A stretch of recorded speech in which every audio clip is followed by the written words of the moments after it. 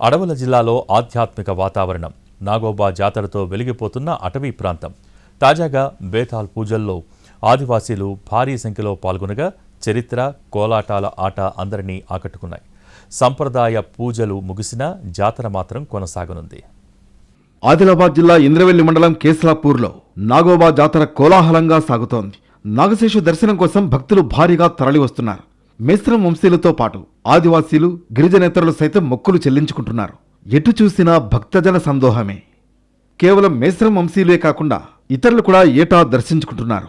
మరోవైపు ఆదివాసీ జాతరకు ప్రముఖులు కూడా తరలివస్తున్నారు.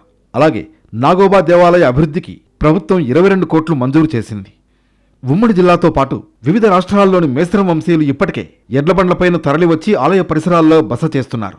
ఇక్కడ బేతాళ్, మండగాజలింగ్ పూజల తర్వాత ఎడ్లబండ్లలో మేస్రం వంశీయులు తిరుగు ప్రయాణం కావడం ఆచారంగా వస్తోంది. మరోవైపు ఎలాంటి అవాంఛనీయ సంఘటనలు జరగకుండా పోలీసులు భారీ బందోబస్తు ఏర్పాట్లు చేశారు. సంప్రదాయ పూజలు ముగిసినా జాతర మాత్రం రేపటి వరకు కొనసాగనుంది.